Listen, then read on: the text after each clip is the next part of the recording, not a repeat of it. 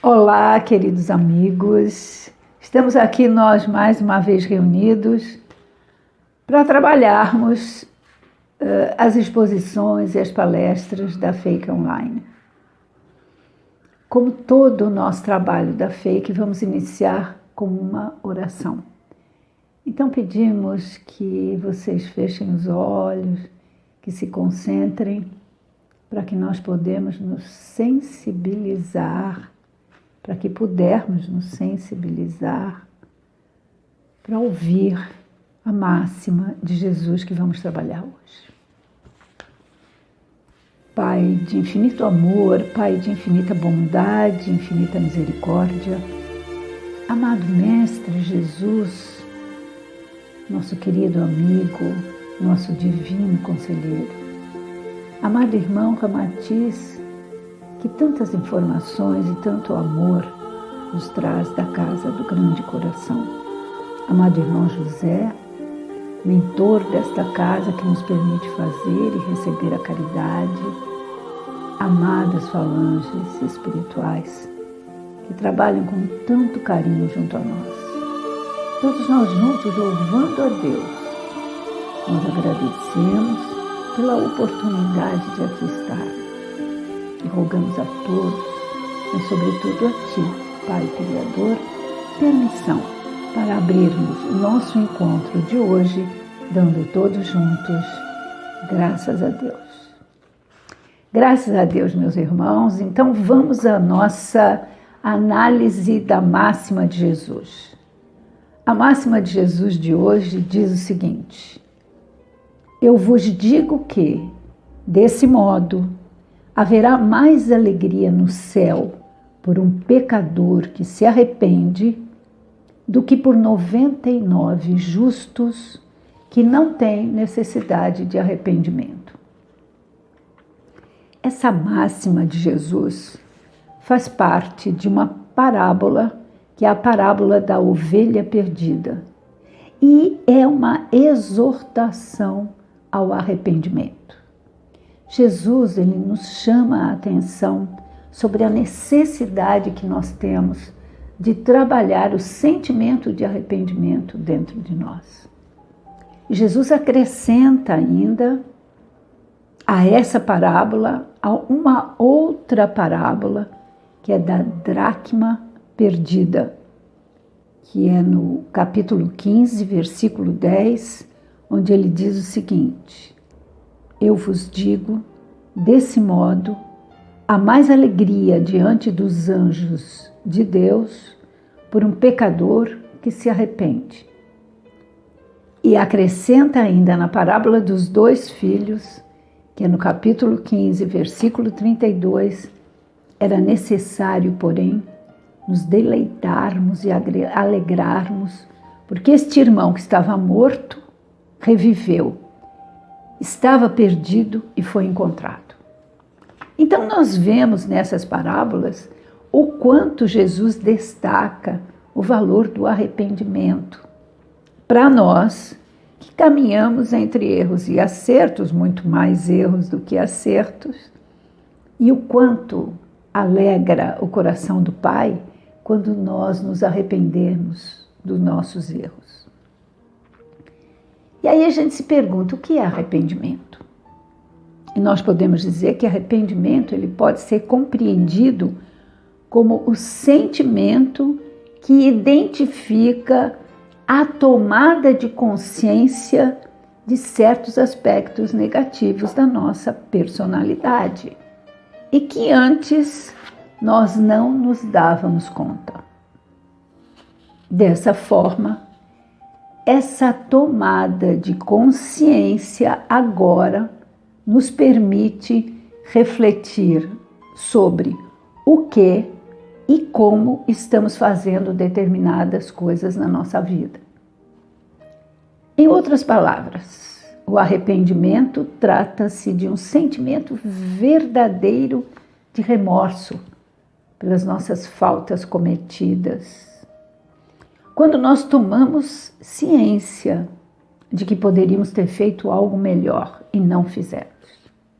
E aí ficamos infelizes E ninguém gosta de ser infeliz.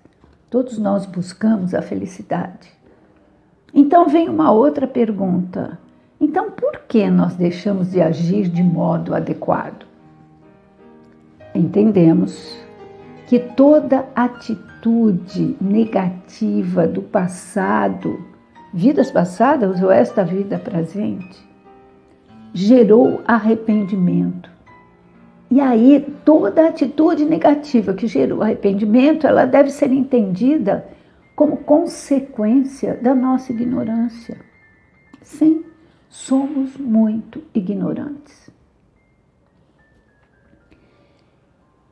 Essa atitude errada ocorreu dessa forma por causa da nossa ausência de nitidez, de lucidez, para realizá-la de uma maneira melhor.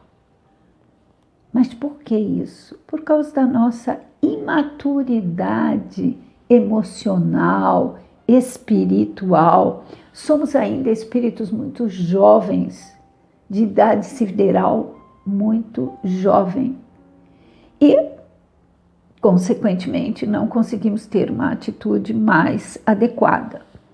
Então, nós poderemos dizer que faltou inteligência emocional naquele momento, né? Nós ainda não temos uma inteligência emocional muito desenvolvida. E nós temos no nosso cotidiano vários exemplos disso. A gente pode dar um exemplo do que a gente vê, por exemplo, no trânsito, né? Nós estamos no trânsito, alguém fecha o nosso carro. O que nós fazemos? Reclamamos, gritamos, falamos. Temos uma atitude impulsiva, isto é, fecharam o meu carro, eu fiquei com raiva, eu xinguei, eu falei, eu baixei o vidro, disse um monte de desaforo. Por quê? Porque eu atuei direto. Raiva, comportamento. O que me faltou? Faltou inteligência emocional, faltou eu não usar a razão. Se eu tivesse sido mais calma, quando fui fechada, tivesse parado para pensar, bom, mas quem me fechou talvez estivesse realmente com muita pressa, estivesse muito perturbado, desequilibrado, a vida dele não está realmente boa. Isso é o que ele conseguiu fazer nesse momento. Eu não iria abaixar o vidro, falar desaforo, eu iria com mais calma pensar, mas você teve algum prejuízo com isso? Não, você só precisou frear e ficou irritado com isso. Ok, então se acalma, deixa o outro seguir adiante, se possível diga, meu filho, vai com Deus. Se você consegue, e se acalma. Então, esta situação não vai te dar arrependimento. Você não vai se arrepender de ter sido calma, gentil, sem ofender o outro, porque na realidade você não sabe quem é o outro, você pode estar lidando com um psicopata. Então, olha só, tudo calmo, tudo tranquilo, muito melhor, né? Então, é disso que nós estamos falando. Atitudes adequadas para você não ter que trabalhar o sentimento de arrependimento. É bom nós entendermos que todo o nosso passado, vivido nesta ou em outras encarnações, é que forma a nossa individualidade. Isto é, influi no nosso presente. E assim, dessa forma, é que cada um interpreta o mundo, as criaturas que estão neste mundo, as circunstâncias. Cada um trabalha e interpreta de acordo com o seu sentimento, de acordo com o seu pensamento, isto é, de acordo com a sua maturidade espiritual e maturidade emocional, né? Então, quanto mais você tiver consciência ampliada, mais você vai puxar toda a responsabilidade de uma ocasião para você e menos culpar os outros.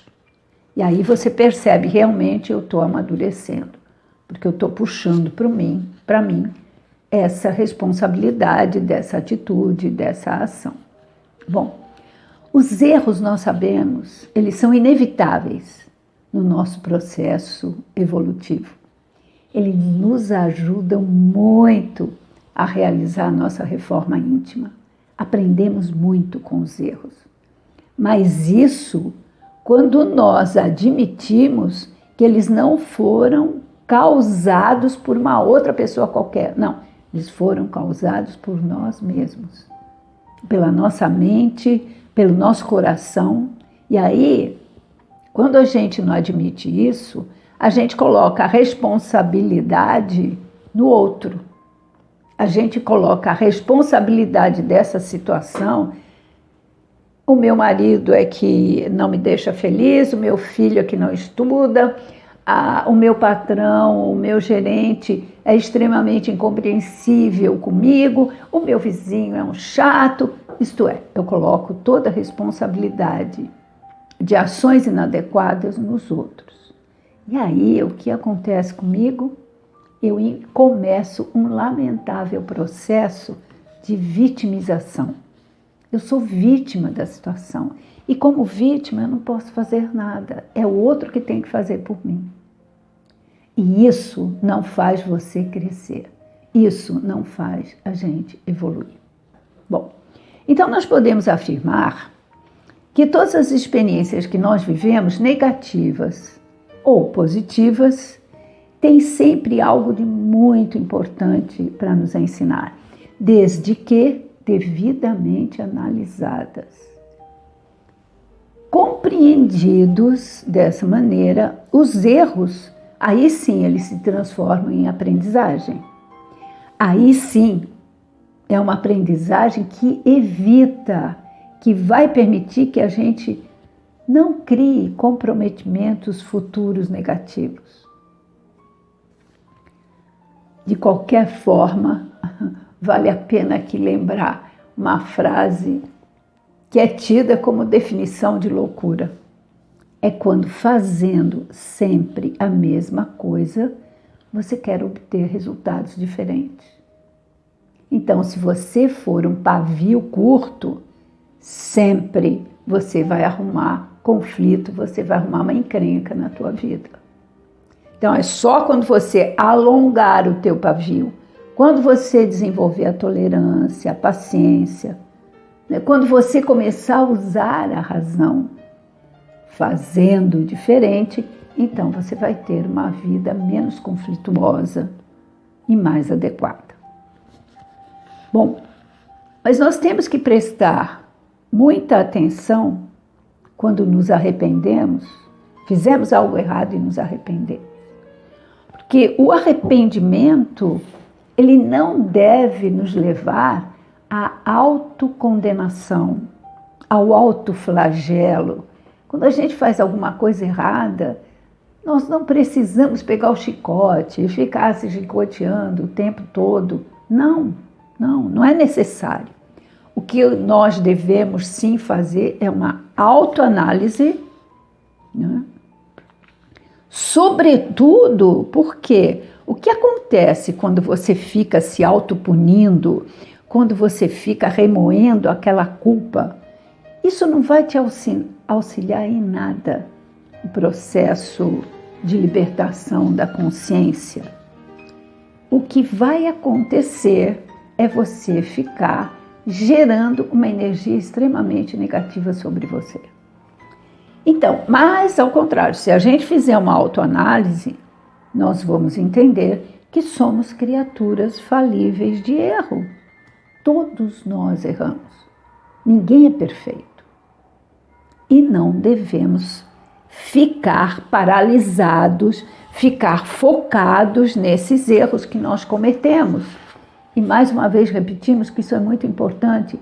Se você ficar parado, se você ficar focado, concentrado nos teus erros, você vai gerar vibrações extremamente negativas para você. E, consequentemente, vai atrair mais energia negativa sobre você, prejudicando dessa forma o seu processo de reforma, de mudança de paradigma. Então, quando nós nos arrependemos, nós não devemos perder tempo em lamentações, em pesares, né? Isso prejudica muito o nosso corpo físico, mental e espiritual. Uma informação que nos chama muita atenção em alguns livros espíritas é que o plano espiritual superior, o nosso anjo da guarda, o nosso guia espiritual, enfim, como nós quisermos chamar, ele sempre procura nos auxiliar, a todos nós. Mas, se nós nos dispusermos a assumir a responsabilidade desse erro e repararmos o erro pela prática do bem. E aí eu estou me lembrando que eu tenho uma amiga que todo ano ela ia fazer uma visita a Chico Xavier. Assistir palavras dele, receber um passe dele, uma bênção. E uma das vezes que ela foi, ela me trouxe um texto belíssimo de Emmanuel, evidentemente psicografado por Chico Xavier, que se chama Remuneração Espiritual. Esse texto, né, o sentido dele, eu tenho gravado no meu coração. Por quê?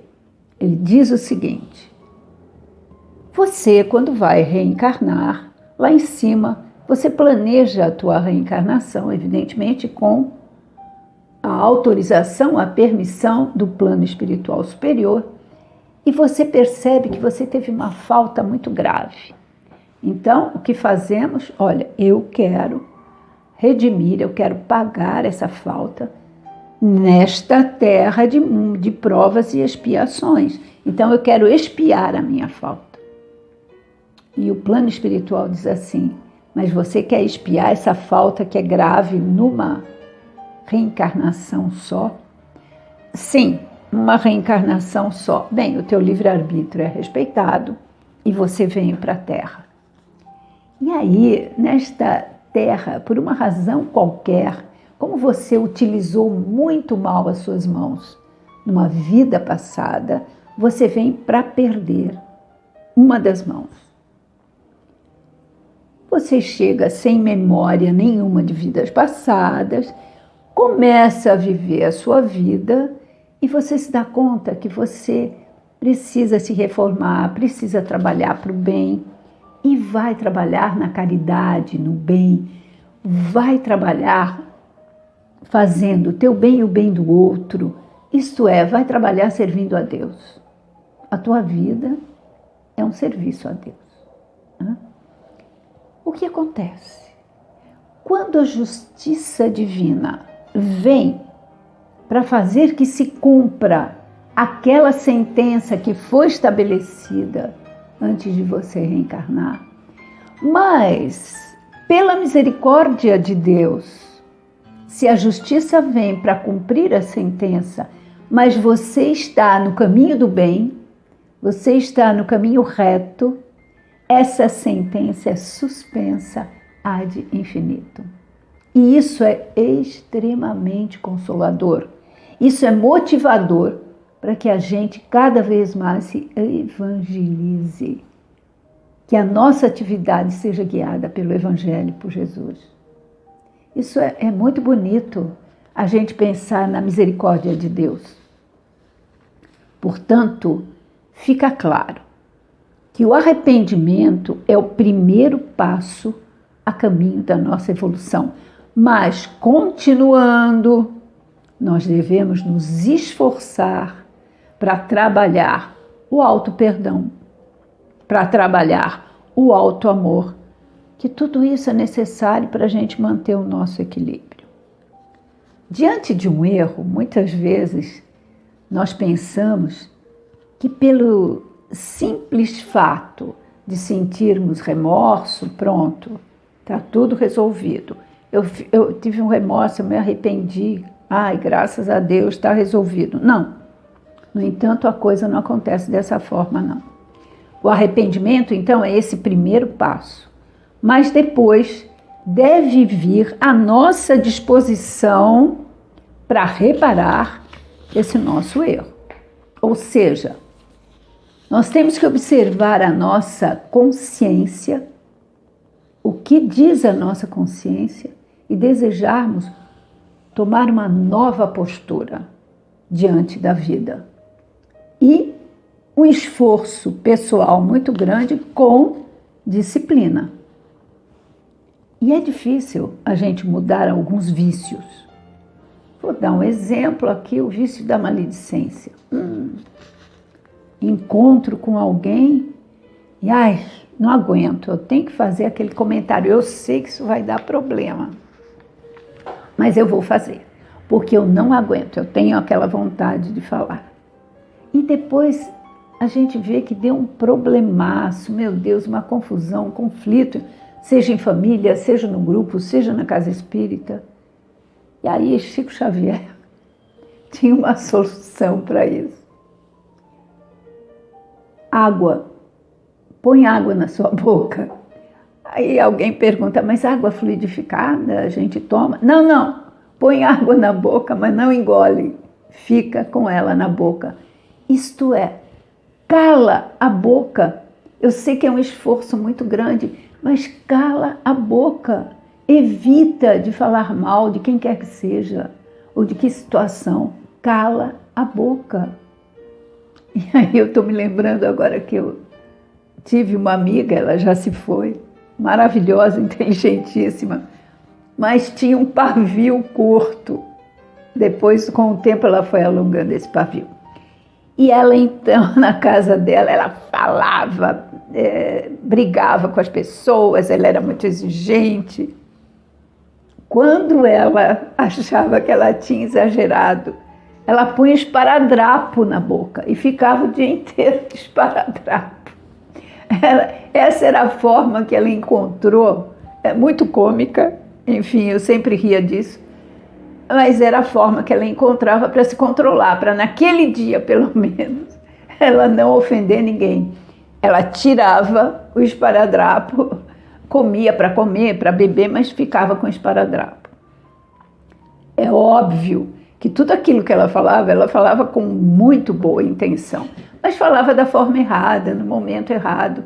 E aí depois se arrependia muito, pedia desculpa, mas ela ficava tão triste, né, com aquela fala dela tão irônica, tão sarcástica, né, que pareciam flechas envenenadas para o outro. Mas enfim, ela buscou um caminho para ela ir melhorando pouco a pouco, né? Nós entendemos, então, que a construção de novos hábitos é um processo. É pouco a pouco, não é de repente. E para nós acabarmos com o nosso sofrimento, é necessário que nós possamos aceitar os nossos limites, entendendo que não somos perfeitos. Portanto, erramos. Isso tem que estar sempre presente na nossa lucidez, que é para também a gente ter tolerância com o outro. Que o outro também não é perfeito, o outro também erra, o outro também fala bobagem, né? O outro também às vezes é irônico conosco, mas nós também somos, então temos que ter paciência. Nós não devemos fugir desse nosso erro, dessa nossa palavra maldita, nós não devemos fugir disso. Nós devemos reconhecer o nosso erro e com isso, sim, aprendemos o que temos que aprender e aí evoluímos. Muitos de nós também, né, acreditam que arrepender-se significa sentir mal. Eu estou me sentindo muito mal comigo mesmo. Quando eu erro, é assim. Ok. E aí, eu acho, muitos, que eu devo, então, me autopunir por ter feito esse erro. E aí eu boicoto uma boa parte do bem-estar da minha vida. Mas Jesus, ele não compreendia o arrependimento dessa maneira. Em Lucas, capítulo 19, versículo de 1 a 10, ele se alegrou muito por um único fato.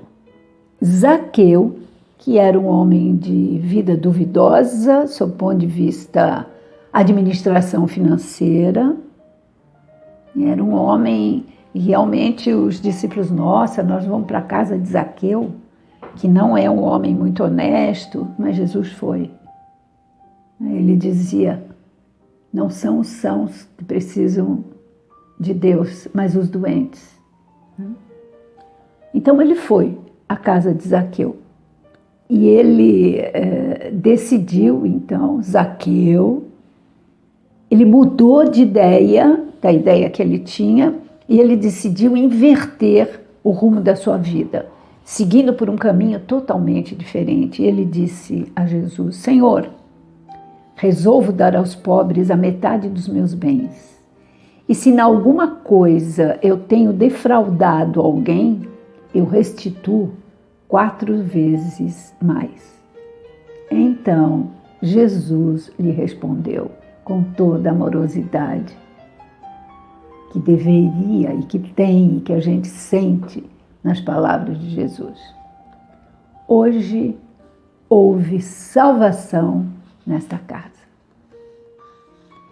Então nós podemos interpretar que Jesus falava sobre o arrependimento nesse sentido.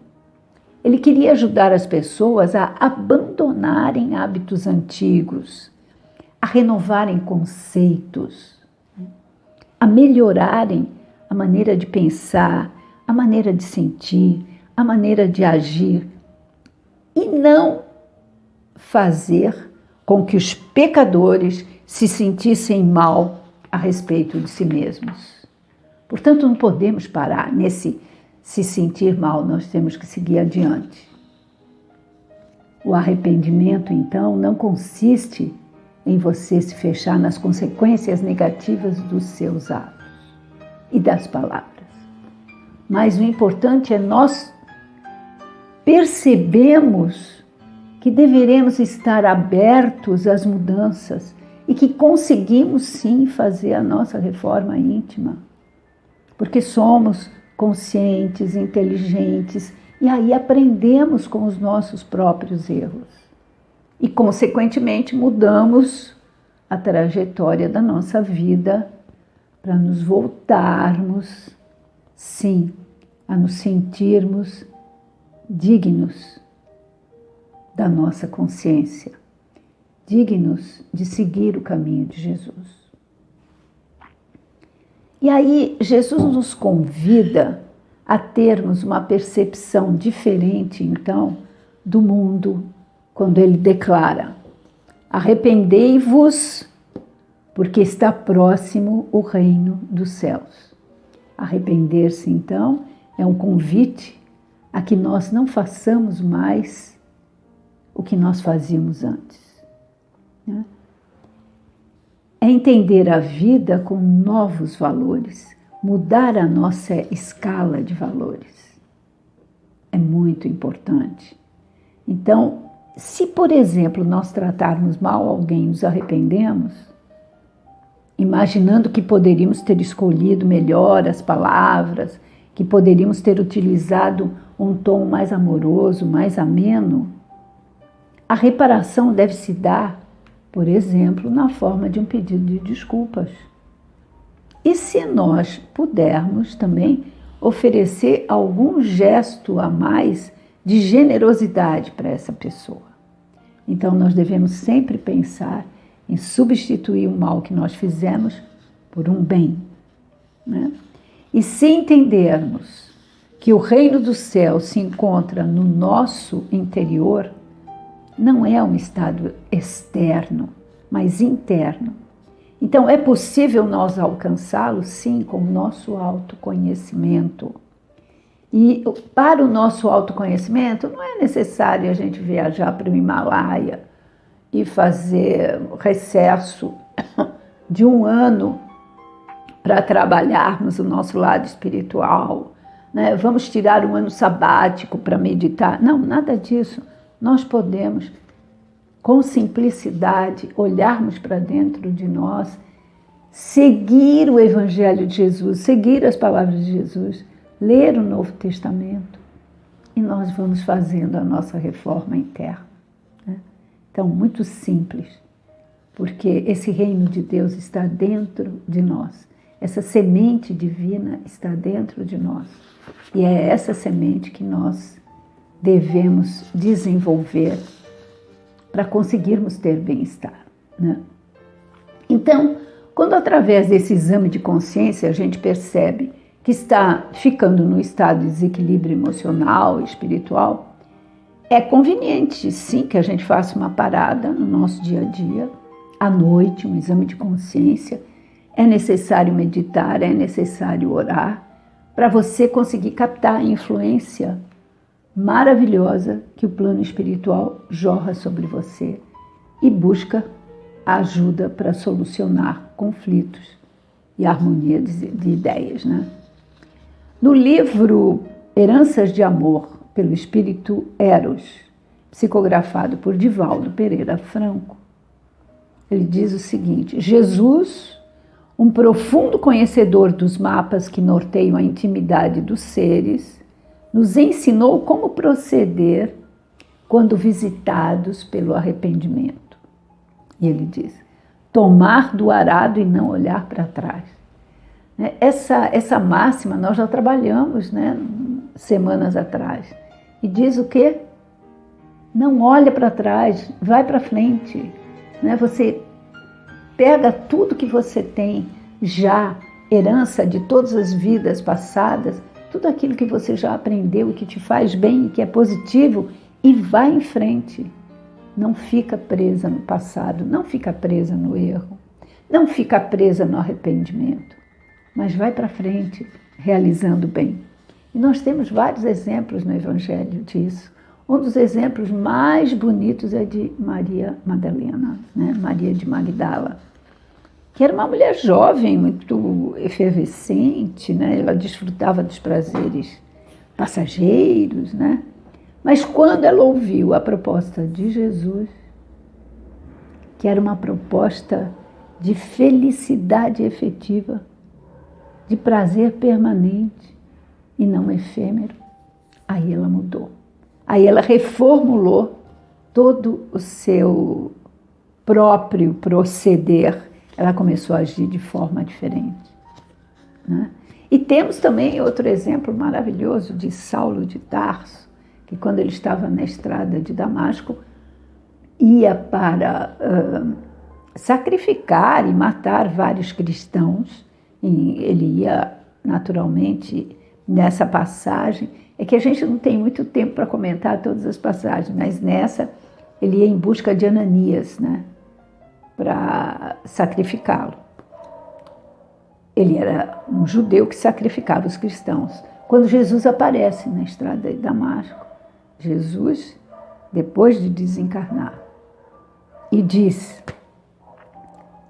Saulo, por que me persegues? E ele acaba maravilhado com isso e muda. Né? É muito bonita a história de Paulo. Se vocês puderem, leiam. Né? Tem vários livros com a história de Paulo. E aí ele se transforma no apóstolo de Jesus e que ele enfrenta tudo para divulgar a boa nova. Ele enfrenta ser açoitado, apedrejado, ele vai para a prisão, mas nada o detém. Ele sabe qual é a meta dele, que é a divulgação do Evangelho. Né? Então, é extremamente importante, para nós evitarmos arrependimentos futuros, convém que a gente transforme o nosso momento presente o melhor que estiver ao nosso alcance. E mesmo assim entendendo que vamos errar sempre. Né? Mas a nossa consciência é o nosso guia para nortear as nossas atitudes. E a gente sempre lembra que Kardec pergunta aos espíritos no Livro dos Espíritos: mas onde estão as leis de Deus? E eles respondem: na consciência, né? Na sua consciência. Então, as leis divinas estão na nossa consciência. Daí a necessidade de nós fazermos esse exame de consciência todas as noites, como pede Santo Agostinho no Evangelho segundo o Espiritismo, né? Então, Jesus sempre nos convida a orar e a vigiar, e a nos arrependermos e fazer o bem em seguida, isto é, termos a fé na misericórdia e no amor de Deus, e a esperança em nós mesmos, pois nós temos essa semente divina dentro de nós. E a nossa grande missão, nós não podemos esquecer isso, é desenvolvermos a arte de amar, seguindo a máxima de Jesus, amar a Deus sobre todas as coisas e ao próximo como a nós mesmos. Com isso, encerramos essa nossa pequena exposição e, para tanto, nós pedimos a todos que cerrem os seus olhos para nós dizermos a nossa oração final. Pai de amor, Pai de misericórdia, Pai de justiça e Pai de alegria. Amado Mestre Jesus, nosso sempre divino conselheiro. Amado irmão Ramatiz, amado irmão José, desta casa que nos proporciona a oportunidade de servir a Deus, servindo ao próximo. Amadas falanges espirituais tão carinhosas, que trabalham junto a nós, nos inspirando, nos protegendo. Juntos louvando a Deus, nós agradecemos pelos fluidos benéficos que estamos recebendo nesse instante e rogamos que esses fluidos se expandam sobre toda a nossa cidade, sobre todo o nosso país que tanto necessita, sobre todo o planeta Terra e seu orbe. E que nesse instante cada coração e mente de irmão encarnado ou desencarnado possa se sentir amado, protegido e iluminado. Assim, felizes, pedimos a todos, mas sobretudo a Ti, Pai Criador, permissão para encerrarmos o nosso encontro de hoje, dando todos juntos graças a Deus. Graças a Deus, meus irmãos, muito obrigada pela paciência de vocês, pela atenção de vocês. E até o nosso próximo encontro. Que o amor de Jesus seja sempre em nossos corações.